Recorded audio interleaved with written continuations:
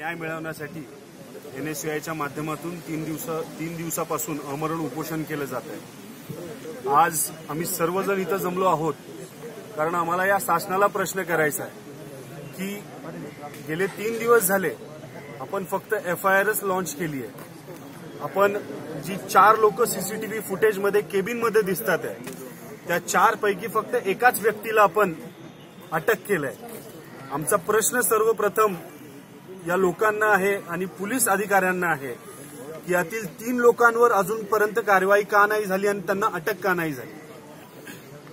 दुसरा प्रश्न म्हणजे असा की कॉलेजच्या अधिकाऱ्यांना आणि कॉलेजच्या प्राध्यापकांना आणि प्रिन्सिपलांना हक्क कोणी दिला की 45 मिनिटं एका विद्यार्थिनीची पिळवणूक करायची, तिला मानसिक त्रास द्यायचा आणि आत्महत्या करण्यासाठी प्रवृत्त करायचं।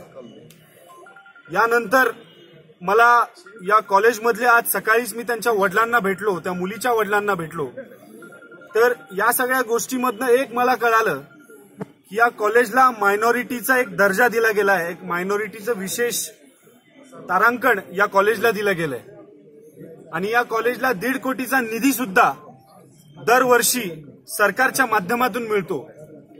मी आज सकाळीच मला एका आमच्या कार्यकर्त्यांनी दाखवलं की या कॉलेजचे जे संचालक आहेत होनराव, ते YouTube मधील एका इंटरव्ह्यूमध्ये म्हणालेत की आम्ही या विद्यार्थिनीला मायनॉरिटीच्या माध्यमातून ऍडमिशन दिली आहे। सर्वप्रथम मला आज NSUIच्या माध्यमातून मी आता जाऊन त्यांच्यावर गुन्हा दाखल करणार आहे कारण त्या मुलीला त्यांनी मायनॉरिटीच्या बेसिसवर ऍडमिशन दिलेलं नाहीये। त्यांच्याकडनं 1,25,000 रुपये घेऊन ओपन कॅटेगरीमधनं यांनी ऍडमिशन दिलंय आणि हे खोटं बोलतात आहे की आम्ही मायनॉरिटीच्या माध्यमातून त्या मुलीला ऍडमिशन दिलंय।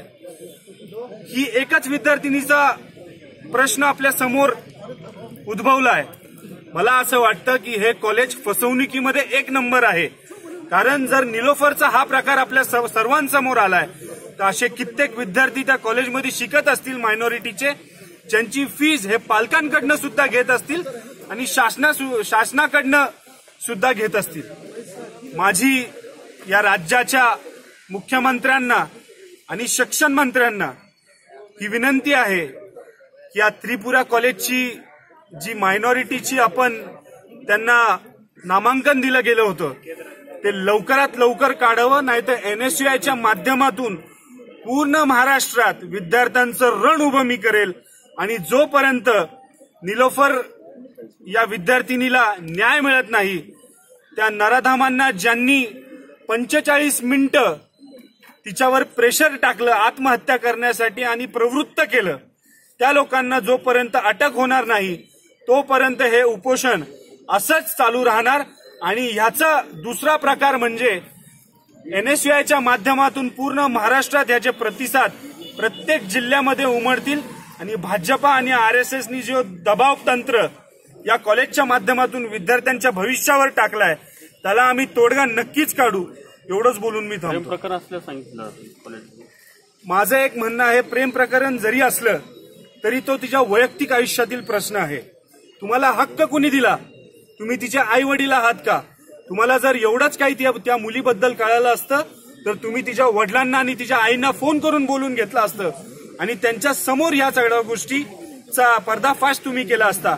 मला असं वाटत नाही की असा कुठलाही प्रकार आहे, हे काहीतरी वेगळाच प्रकार आहे जो ते लपवण्याचा काम ही लोक करत आहेत आणि कुठेतरी यांची चूक आहे, हे लपवण्याची ही लोक अधिकारी वगैरे संस्था चालकांना सपोर्ट करतात वाटतात ज्या पद्धतीने आता सगळ्या प्रक्रियेला। अधिकारी वगैरे आता जर माहिती काढायला गेलो तर जेवढी माहिती मला मिळाली की होनराव जे आहेत ते RSSचे माजी संघटक आहेत आणि होनरावांची जी मुलगी आहे ती भाजपा युवा मोर्चाची महाराष्ट्राची सेक्रेटरी आहेत, प्रदेश उपाध्यक्ष आहे आणि मुलगा जो आहे जो आता कॉलेज चालवतोय।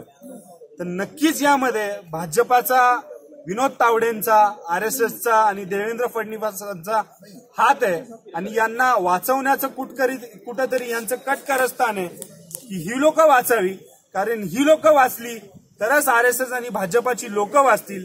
जर ही लोकच अडकतील तर ही लोक पण देवेंद्र फडणवीस आणि विनोद तावडे सारखी लोक सुद्धा कुठेतरी कचकट्यात त्रासाच्या अडकतील असं आम्हाला वाटतं. नाव काय? आमिर शेख, NSUIचा महाराष्ट्र प्रदेश.